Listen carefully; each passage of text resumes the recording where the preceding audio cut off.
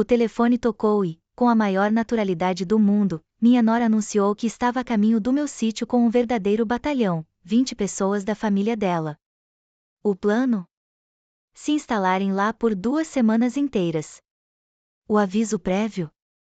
Apenas 2 horas.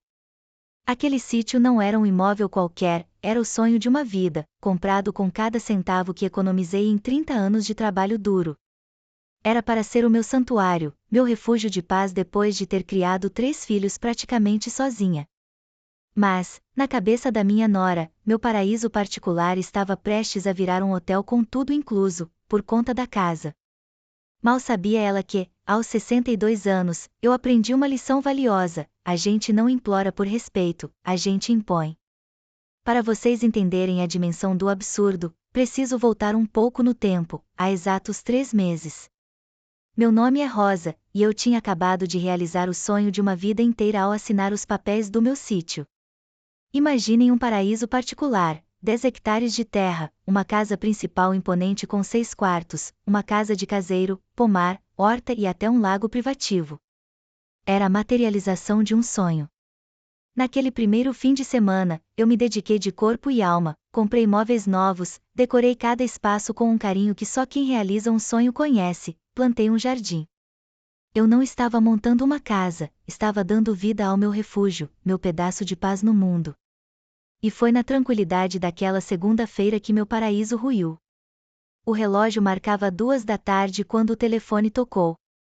Era Priscila, a esposa do meu filho mais velho, com quem ele era casado há 5 anos. A voz dela era pura animação do outro lado da linha: sogra, tenho uma notícia maravilhosa. Consegui juntar a família toda para finalmente conhecer seu sítio. Já estamos a caminho, chegamos em 2 horinhas. Meu sangue gelou. Tentei manter a compostura, mas minha voz saiu trêmula, uma mistura de choque e incredulidade. Como assim, Priscila? Que família? Quanta gente? A resposta dela veio como se fosse a coisa mais normal do mundo: coisa pouca, uns 20. Meus pais, meus 3 irmãos com as famílias, minha avó. Vamos passar umas 2 semaninhas aí. Vai ser incrível. Mas, Priscila, Foi tudo o que consegui balbuciar antes de ser atropelada por uma avalanche de ordens. A lista de exigências veio sem rodeios: prepara os quartos e já organiza a comida para todo mundo. Detalhe, minha avó não come nada com sal. As crianças vão querer usar a piscina, então vê se ela tá limpa, tá? E estamos levando o mínimo de bagagem, você tem roupa de cama e banho para todo mundo, né? E antes que eu pudesse sequer respirar para responder, ela desligou. 20 pessoas. 2 semanas. 2 horas para orquestrar tudo. Naquele instante, com o telefone mudo na mão, eu tive a nítida sensação de ser vista como um capacho. Mas em vez do pânico, o que surgiu foi um sorriso. Aquele sorriso que meus filhos conhecem. O sorriso que sempre aparece um pouco antes de eu precisar ensinar uma lição inesquecível. Meu primeiro passo foi ligar para o meu filho, Pedro, o marido da Priscila.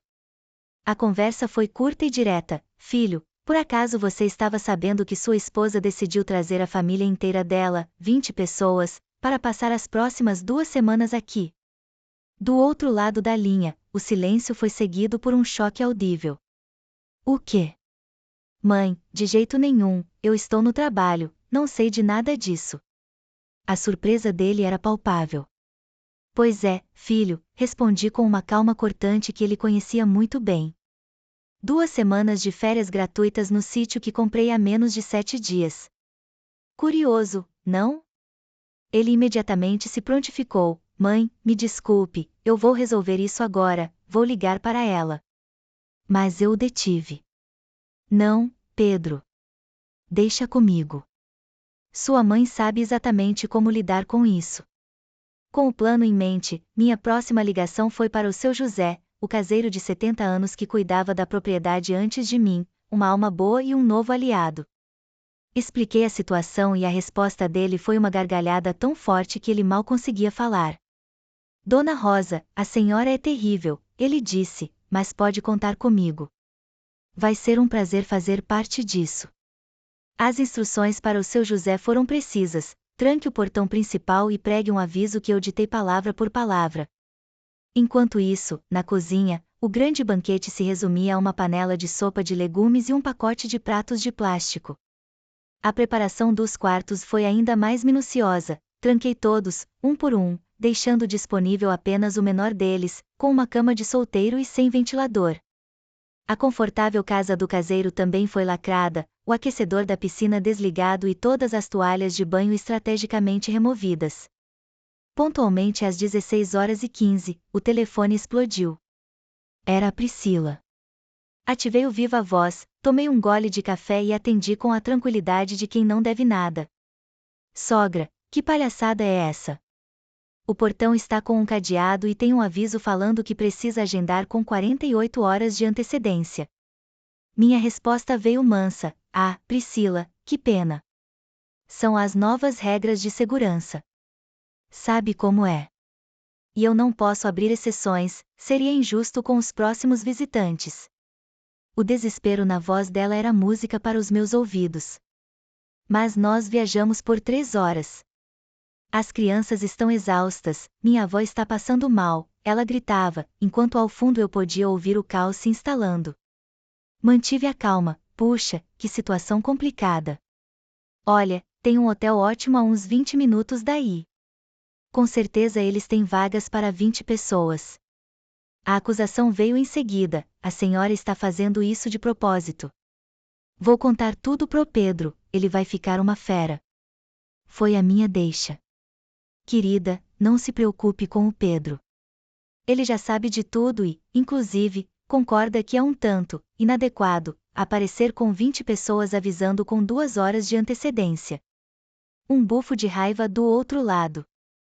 A senhora vai se arrepender. Minha família inteira vai saber o jeito que fomos tratados. Eu não resisti, ótimo. E aproveita e conta para eles que você acha super normal invadir a propriedade dos outros sem ser convidada. Vai render uma ótima fofoca no grupo da família. Mas o show estava longe de acabar. Meia hora depois, as câmeras de segurança me mostraram que o circo continuava montado no meu portão. Priscila aos berros com o seu José, que, pacientemente, apenas apontava para o aviso. Foi quando o pai dela, um homem grande, acostumado a resolver as coisas na base da intimidação, entrou em cena. Ele agarrou as grades do portão e rosnou: abre isso aqui agora, velhote, ou eu chamo a polícia.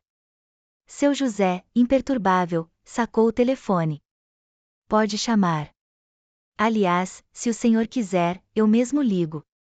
Invasão de propriedade privada é crime, da cadeia, sabia? O grandalhão murchou na hora. Percebendo a oportunidade, fiz o papel de boa samaritana.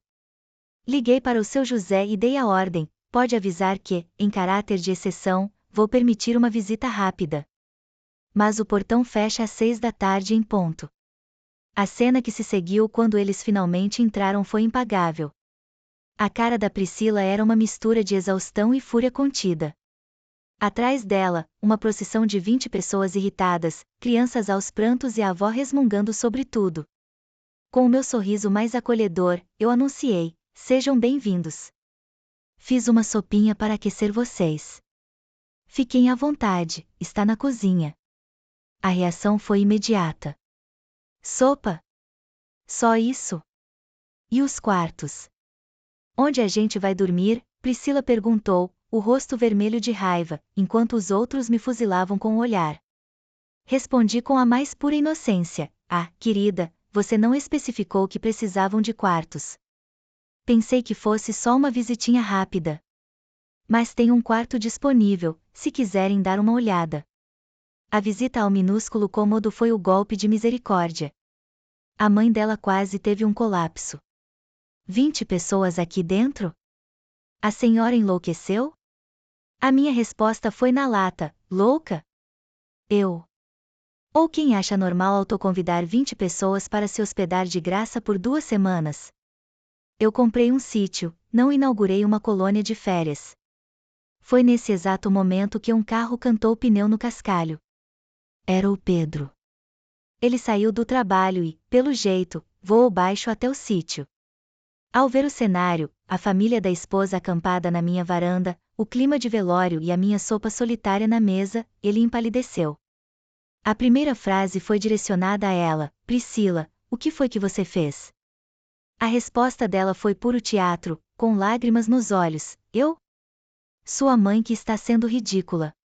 Olha como ela está tratando a minha família.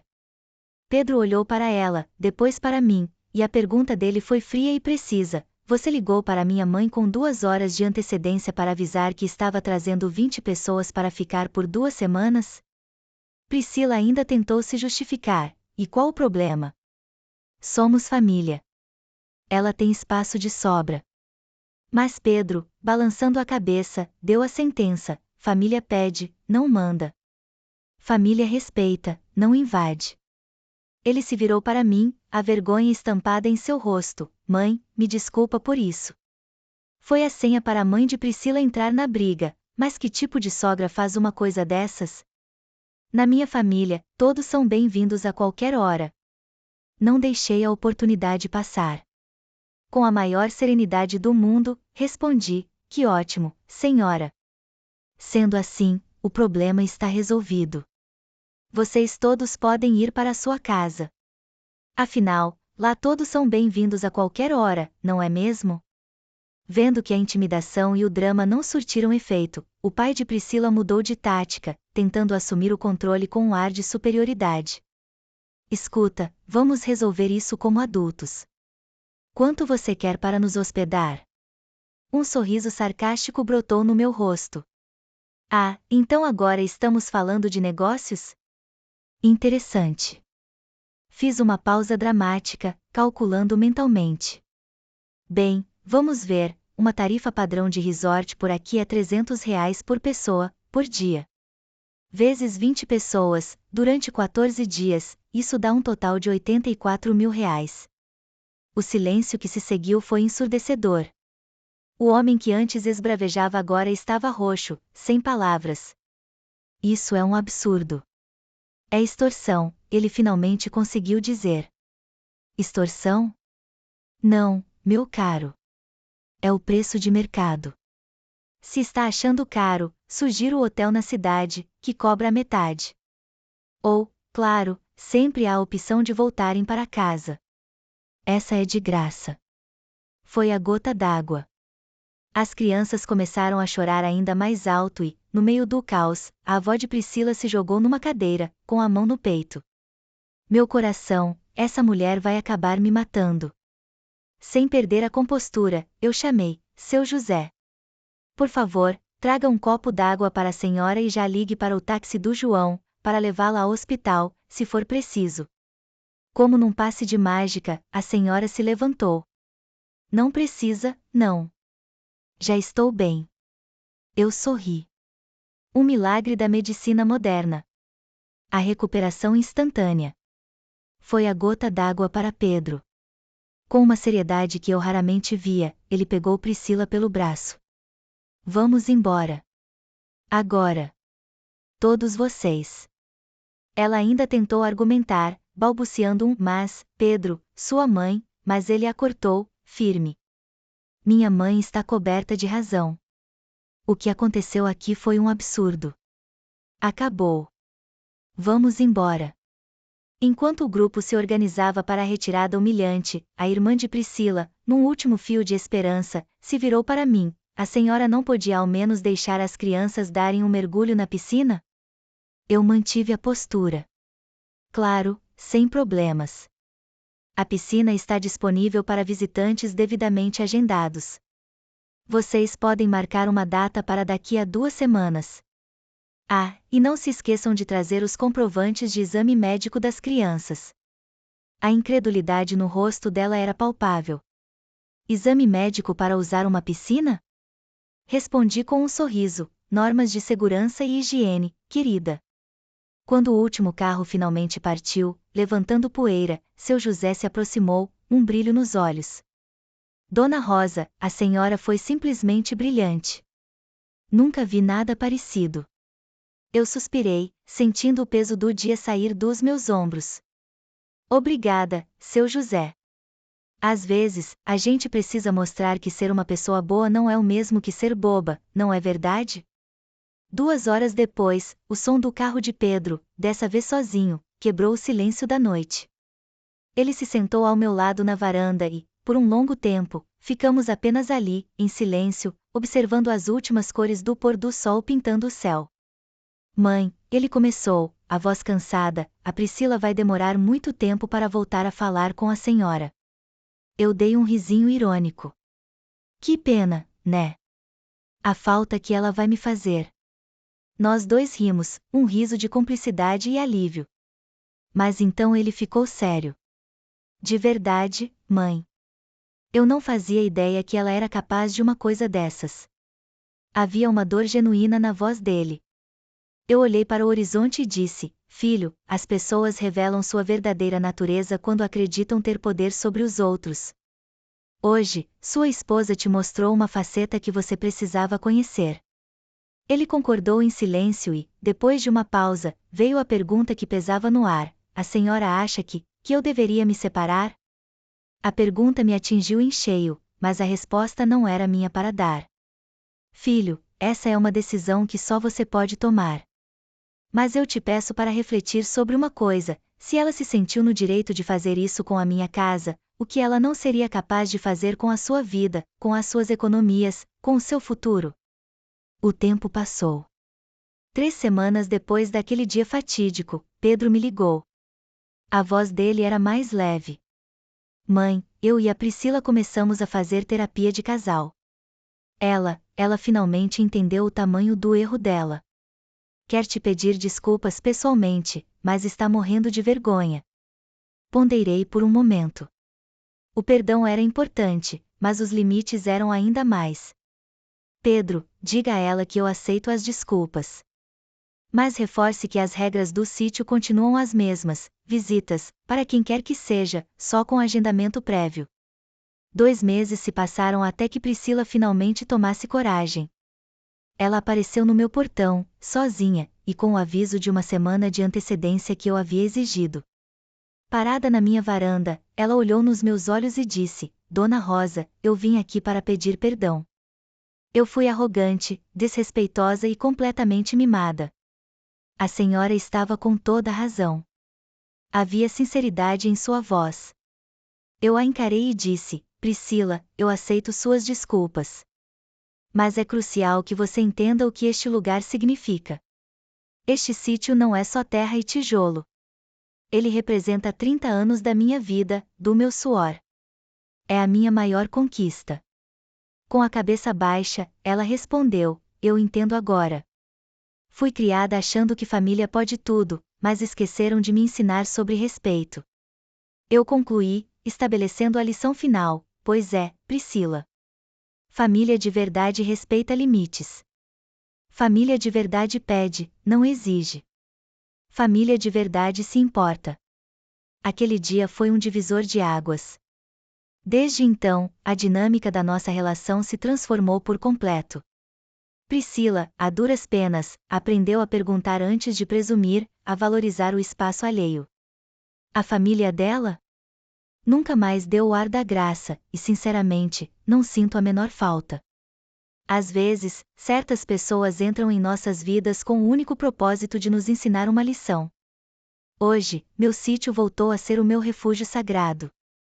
As portas estão abertas para visitas, mas agora, tudo acontece nos meus termos, com agendamento, com respeito mútuo e, acima de tudo, com consideração. Pedro e Priscila me visitam uma vez por mês com meus netos. A grande diferença é que, agora, ela me liga com uma semana de antecedência, pergunta se é um bom momento e se oferece para ajudar com as compras. Seu José, meu fiel escudeiro, virou o contador oficial da história. A Dona Rosa deu uma lição que virou lenda na cidade, ele diz, orgulhoso. E a maior lição de todas? É que ser gentil não pode ser sinônimo de ser capacho. Limites não são crueldade, são uma necessidade para a sobrevivência da nossa paz de espírito. Hoje, uma nova placa enfeita o meu portão: Lar Doce Lar. Visitas, apenas com agendamento prévio. Sem exceções. E quer saber? Todos respeitam. Porque quando você se posiciona com firmeza, as pessoas finalmente entendem que você não está ali para ser pisada. Essa é a minha história. A história de como mostrei para minha nora, e para o mundo, que respeito não se pede. Se conquista. E, se necessário, se impõe. Muito obrigada por me acompanhar até aqui. Se você gostou dessa história e quer ver mais relatos sobre como a vida real pode ser mais surpreendente que a ficção, não se esqueça de se inscrever no canal e ativar o sininho. Assim, você não perde nenhuma das lições que a vida, e às vezes uma sogra bem resolvida, tem para ensinar.